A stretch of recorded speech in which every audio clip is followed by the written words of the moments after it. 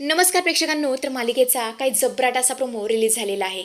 तर आता दारूच्या नशेमध्ये अंशुमनच्या हातून खूप मोठी चूक घडणार आहे आणि एका क्षणामध्ये अंशुमनचा खरा चेहरा तिच्या समोर येणार आहे. तेव्हा आता हे सगळं कशा पद्धतीने घडणार आहे, काय काय घडणार आहे हे जाणून घेण्यासाठी व्हिडिओ शेवटपर्यंत पहा. चला तर व्हिडिओला सुरुवात करूया. तर आपण पाहतो समर थोड्या अपराधीपणाने आणि काळजीच्या स्वरात म्हणत असतो, स्वानंदी मॅडम, मला खरंच खूप वाईट वाटतंय. आज आपली फर्स्ट नाईट सेलिब्रेट झाली नाही. ते फुलांचं डेकोरेशन हे सगळं वेस्ट गेलं ना, आणि जे काही घडलं त्यामुळे तुमचा मूड नक्कीच खराब झाला असेल, हो ना? पण प्लीज तुम्ही टेन्शन घेऊ नका. आणि तसं पण हे डेकोरेशन जर झालं नाही तर काय आभाळ कोसळणार आहे? आपण असं करूया, मस्तपैकी एखादा 5 स्टार हॉटेलमध्ये जाऊ आणि छानपैकी कॉफी किंवा चहा पिऊया. चालेल का तुम्हाला? पण स्वानंदी मात्र मध्येच गाडी थांबवते आणि बोलते, अहो राजवाडे, 5 स्टार हॉटेलमध्ये कोणी चहा पितं का? तिथला चहा म्हणजे नुसतं गरम पाणी आणि बिल मात्र हजारांच्या घरात. आता तुम्ही अजिबात डोकं चालवू नका. मी तुम्हाला एका भारी ठिकाणी चहा प्यायला घेऊन जातो. चला माझ्यासोबत. असं म्हणतं स्वानंदी समरला एका साध्या पण गर्दी असलेल्या चहाच्या टपरीवर घेऊन येते. आणि हे सगळं बघून समर थोडा काय जरा जास्तच अनकम्फर्टेबल झालेला असतो. तो आश्चर्याने थोड्या संकोचाने बोलतो, मॅडम, मी माझ्या आयुष्यात पहिल्यांदाच असं काहीतरी करतोय. चहा प्यायला आणि तेही थेट रस्त्यावरच्या टपरीवर. हे माझ्यासाठी फारच नवीन आहे हो. तेव्हा स्वानंदी त्याच्या डोळ्यात डोळे घालते आणि प्रेमाने बोलते, अहो राजवाडे, माणूस आयुष्यात बऱ्याच गोष्टी पहिल्यांदाच करत असतो. आता हेच बघा ना, प्रेमात सुद्धा आपण पहिल्यांदाच पडलो ना. मग आता या साध्या साध्या गोष्टीसुद्धा एक्सपिरियन्स करून बघायला काय हरकत आहे? या टपरीवरच्या कटिंग चहाची जी मजा आहे ना, ती तुमच्या 5 स्टारच्या चहाला कधीच येणार नाही. यावर समर हसतो आणि 2 कटिंग चहाची ऑर्डर देतो. दोघेही मस्तपैकी चहाचे बुरके घेतात. समरला खूप छान वाटलेलं असतं. स्वानंदी मुद्दामच आता विषय काढते आणि हळूच बोलते, राजवाडे, एक विचारू का? तुम्हाला असं वाटत नाहीये का की काकू आजकाल जरा आतीच करतेय? म्हणजे थोडा शांतपणे विचार करा. याच जागी तुमची स्वतःची आई किंवा आजी असती तर त्यांनी असं काहीतरी टोकाचं पाऊल उचललं असतं का? म्हणजे तुम्ही तुमच्या संसारात म्हातारे झाला आहात असं त्यांनी कधीतरी म्हटलं असतं का? तेव्हा समर चहाचा कप खाली ठेवतो आणि बोलतो, बिलकुल नाही स्वानंदी मॅडम. माझी आजी कशी आहे ना हे मला चांगलंच माहिती आहे. या वयात सुद्धा तिच्या अंगातून उत्साह ओसंडून वाहतो. ती असा विचार स्वप्नात देखील करणार नाही. त्यावर स्वानंदी समरच्या मनाचा ठाव घेत बोलते, मग तुम्हाला असं वाटत नाही का की काकू जे काही करताय ते पूर्णपणे चुकीचं आहे?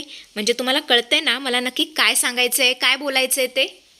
समर फक्त होकारार्थी मांडो लावतो. काकूंच्या हेतूंबद्दलचा संशय तिने अगदी अचूकपणे समरच्या डोक्यामध्ये पेरलेला असतो. इकडे आपण पाहतो तर काय, अंशुमनचं डोकं फिरलेलं असतं. एकतर त्याचा जॉब नसतो, त्यातही सुष्मिता त्याला खूप ताप देत असते, त्याचं काहीच ऐकत नसते. त्यामुळे बऱ्याच दिवसानंतर त्याने अशी दारू ढोसलेली असते. तो अक्षरशः डोक्याला हात लावून बसलेला असतो. सुष्मिता मात्र पूर्णपणे उत्साहात असते. तिने मोबाईलचा कॅमेरा हातात पकडलेला असतो. ती म्हणत असते, अंशुमन प्लीज ना, आपण आपली फर्स्ट नाईट सेलिब्रेट करूया ना.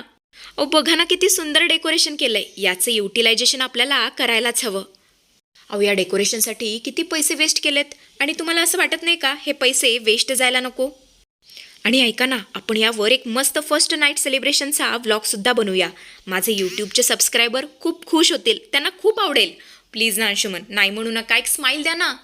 द्या ना अंशुमन, प्लीज 1 स्माईल. असं ती त्याच्याकडे खूपच आग्रह करू लागते, हट्ट करू लागते.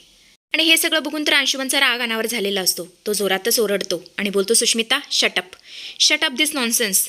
तू काही वेडी आहेस का जरा मूर्ख आहेस? तुला परिस्थितीचं भान आहे की नाही? आणि हे सगळं पाहून तर सुष्मिता जाम घाबरते. ती लगेच मोबाईल खाली करते आणि बोलते, अंशुमन, तुम्ही असं का वागताय? मगाशी तर खूप चांगले वागत होता ना सगळ्यांसमोर, आणि अचानक काय झालं तुम्हाला? मग असं अचानक तुम्ही का वागताय माझ्याशी? मगाशी तर इतके छान बोलत होता, मला जवळ घेऊन किती प्रेम करत होतात. अंशुमन आता दारूच्या नशेत असतो. त्याचे डोळे पूर्णपणे लालबुंद झालेले असतात. लालबुंद डोळ्यांनी तो तिच्याकडे बघत असतो आणि म्हणत असतो, तुला खरं सांगू का, मी असाच आहे. आणि तुझ्याबरोबर या खोट्या प्रेमाचं नाटक करून आता मला भयंकर कंटाळा आलाय. माझा जीव ना गुदमरतो या भयंकर नाटकामुळे. आणि हे सगळं पाहून तर या सुष्मिताला पुरताच धक्का बसलेला असतो. ती धक्क्याने जोरातच ओरडते, काय नाटक? कसलं नाटक अंशुमन? आणि आता मात्र या अंशुमनचा पूर्णपणे रागाच्या भरात ताबा सुटलेला असतो. तो बोलतो, हो, नाटकच करतोय मी. तुला खरं सांगू का, मला तुझ्याशी लग्न करायचंच नव्हतं. खरं तर त्या चिंगीच्या मॅटरमधून स्वतःची सुटका करून घेण्यासाठी मला तुझ्यासारख्या मूर्ख मुलीबरोबर लग्न करावं लागलं. जी इतकी मूर्ख आहे ना की ज्याची काही सीमाच नाही आहे. माझ्या ताईपेक्षा सुद्धा मूर्ख आहेस तू. डंब आहेस, डंब. डोक्यात शिरतंय का? मला तुला काय सांगायचंय? कळते का तुला मला काय सांगायचंय? मला तर असं वाटू लागलंय मी आगीतून निघून थेट फोपाट्यात पडलोय. अगं ती चिंगी मोलकरीण ती तुझ्यापेक्षा 10 पटीने बरी होती. ती निदान माझ्यावर जीवापाडा प्रेम तरी करायची. मी जे म्हणेल ते गपचूप ऐकायची. बस म्हटल्यावर बसायची, उठ म्हटल्यावर उठायची. मी जो काही तिला आदेश देईन ना तो चुपचाप पाळायची. कसली शिकायत ती माझ्याबरोबर करायची नाही. आणि तुझ्यासारखी फालतूगिरी आणि हे सोशल मीडियाचे फालतू नखरे तर ती अजिबात करत नव्हती. तू फक्त एक ऑप्शन होतीस माझ्यासाठी, माझा बचाव. आणि हे सगळं ऐकल्यावर सुष्मिताला 440 वोल्टचा झटका बसलेला असतो. जणू काय तिच्या पायाखालची जमीनच सरकते. ती हुंदके देऊन अनावर होऊन जोरजोरात रडायला सुरुवात करते. कारण तिच्याकडे दुसरा कोणताच ऑप्शन आता उरलेला नसतो. स्वतःच्याच पायावरती तिने धोंडा मारून घेतलेला असतो. आणि एवढं सगळं बघून अंशुमनला जरासुद्धा दया येत नाही. तो तिच्याच अंगावरती खेकसतो आणि बोलतो, ए रडणं बंद कर. तुझी ही फालतूची नौटंकी मला अजिबात नको आहे. मला तुझ्या वागण्याचा भयंकर म्हणजे भयंकर वीट आलाय. तुला जरी ते झोपायचं असेल माझ्याबरोबर तर चुपचाप झोपायचं, नाहीतर चालती हो. माझ्या खोलीतून चुपचाप चालती हो. आणि आता मात्र या मूर्ख सुष्मिताला दारूचा दर्प येतो, म्हणजे वास येतो अंशुमनच्या अंगातून. ती ओळखते की तो दारूच्या नशेत खरं बोलतोय. खरं तर तिच्या मनामध्ये प्रश्नांचा, विचारांचा काहूर माजलेला असतो. ती मनातल्या मनात विचार करते, मी या मूर्ख मुलाशी लग्न करून माझ्याच पायावरती कुऱ्हाड तर मारून घेतली नाहीये ना. म्हणजे याने फक्त माझा वापर केलाय तर त्या चिंगीपासून स्वतःला वाचवण्यासाठी. बरोबर आहे, हेच खरं आहे. आणि हा सगळा विचार करून ते रागाने आणि दुःखाने अंशुमनची कॉलर धरते. सुष्मिता रडत पण रागाने ओरडत म्हणत असते, अंशुमन तुम्ही असं का केलं माझ्यासोबत? माझं अख्खं आयुष्य का खराब केलं तुम्ही? बोला ना अंशुमन, बोला. मी काय वाईट केलं होतं तुमचं? फक्त माझ्या नंदुताईपासून सूड उगारण्यासाठी तुम्ही हे सगळं केलात ना? बोला ना अंशुमन, बोला. तुम्ही फक्त माझा वापर केलात ना? आणि आता मात्र अंशुमनचा इगो दुखावलेला असतो, कारण सुष्मिताने सरळ त्याची कॉलर धरलेली असते. अंशुमन आता जोरातच किंचाळतो, तुझी एवढी हिंमत? मला जा विचारतेस तू? मला जा विचारतेस? तुला कळतंय का मी कोण आहे? मी तुझा नवरा आहे. आणि स्वतःच्या नवऱ्याची कॉलर धरण्यात पण तू एवढी मोठी झालीस? अंशुमन आता तिला निर्दयपणे धरतो, तिचे हात झिडकारतो आणि तिला फरफटत रूमच्या बाहेर ओढत घेऊन जातो.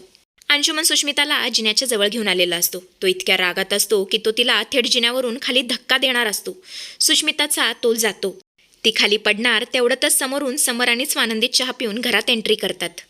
स्वानंदीचं लक्ष अचानक समोर जातं. ते पाहून तिला खूप मोठा धक्का बसतो. तिच्या हातातली पिशवी खाली पडते, पर्स खाली पडते आणि ती जीवाच्या आकांताने पळत जाऊन जिन्यावरून खाली पडणाऱ्या सुशला वाचवते, घट्ट धरते. सुष्मिता आता थोडक्यात वाचवलेली असते ते फक्त स्वानंदी आणि स्वानंदीमुळेच. हे सगळं बघून समर, स्वानंदी या दोघांना काही समजत नसतं. समरसुद्धा आता धावत येतो. अत्यंत रागाने तो बोलतो, अंशू काय चाललंय हे सगळं? सुष्मिताबरोबर तू हे काय करत होतास? Are you mad? अरे तू भानावर आहेस की नाहीस? तुला लक्षात येते का आता तू काय करणार होतास तुझ्या बायकोबरोबर? आणि इतक्यातच त्याच्या अंगातून त्याला कसला तरी वास येतो. तो बोलतो, एक मिनिट, तुझ्या अंगातून हा कसला वास येतोय? तू तू दारू प्यायलायस का? आणि आता मात्र सुष्मिताला सहन होत नाही. ती स्वानंदीच्या मिठीत कोसळते आणि धाय मोकलून रडू लागते. स्वानंदी तिला सावरत असते, शांत करण्याचा प्रयत्न करत असते. तेव्हा सुश बोलते, मी सांगते समर जिजू, मी सांगते तुम्हाला यांचं खरं रूप. हा माणूस नाही आहे, हा एक नंबरचा स्वार्थी माणूस म्हणताच येणार नाही, हा तर राक्षस आहे, राक्षस. स्वानंदी तिला सावरत असते आणि म्हणत असते, सुष्मिता शांत हो, नक्की काय घडलंय सांगशील का? सुष्मिता मात्र इतकी थरथरत असते, तिला धड बोलता सुद्धा येत नसतं. तेव्हा स्वानंदी बोलत असते, बाळा शांत हो, घाबरू नकोस आणि पॅनिक होऊ नकोस आणि या राक्षसाला घाबरण्याची तुला काही गरज नाहीये. मी आणि तुझे जिजू तुझ्यासोबत आहोत, त्यामुळे तुला घाबरण्याची अजिबात गरज नाहीये. तेव्हा सुष्मिता स्वतःचे डोळे पुसते, अंशुमनकडे बोट दाखवते आणि बोलते, याने मला फसवलंय नंदुताई. याने माझ्याशी खोटं प्रेम करण्याचं फक्त नाटक केलं. फक्त आणि फक्त त्या चिंगीच्या प्रकरणातून स्वतःची सुटका करून घेण्यासाठी, घरच्यांच्या डोळ्यात धूळ फेकण्यासाठी याने माझा ढाल म्हणून वापर केला फक्त. तू स्वतः आता म्हणाला की त्याला माझ्यासोबत राहण्याचा कंटाळा आलाय, झीट आलाय. आणि हे सगळं ऐकून समरला पुरता धक्का बसलेला असतो. स्वानंदी मात्र तशीच उभी असते. स्वानंदी बोलते, मला माहिती होतं, मी तुला खूपदा सांगण्याचा प्रयत्न सुद्धा केला, पण तू माझं ऐकलं नाहीस. तेव्हा सुष्मिता पश्चात्तापाने रडू लागते आणि बोलते, हो नंदुताई, तू मला आधी सांगत होतीस. खरं तर तू मला कितीतरी वेळा इशारा देण्याचा प्रयत्न केलास की अंशुमन राजवाडे हा चांगला मुलगा नाहीये, पण मी चांदळी होते. मी तुझ्यावर पूर्ण विश्वास ठेवला नाही. मला वाटलं होतं की तू माझ्या सुखाच्या आड येतेस आणि आता मला पटलंय. खरंच मी खूप मोठी मूर्ख ठरले. मी माझ्या हाताने स्वतःचं आयुष्य उद्ध्वस्त करून घेतलं, स्वतःच्याच पायावरती कुऱ्हाड मारून घेतली. माझ्या डोळ्यावर अशी प्रेमाची पट्टी होती ना, मला अंशुमनचं खरं रूप दिसलंच नाही. आणि बरोबर त्याच वेळेला तिथे आता ही मल्लिका आलेली असते. मल्लिका आता झोपेतून जागी होऊन तिथे आलेली असते आणि जे काही सुस्मिता बरळते ते आता तिने सगळं ऐकलेलं असतं. ती आता डोक्याला हात मारते आणि बोलते, बापरे, ही सुस्मिता काय बोलून बसली. आता जे काय होईल ना ते काही खरं नाही. तेव्हा आता स्वानंदी समर यावरती काय निर्णय घेतील हे बघणं इंटरेस्टिंग ठरेल.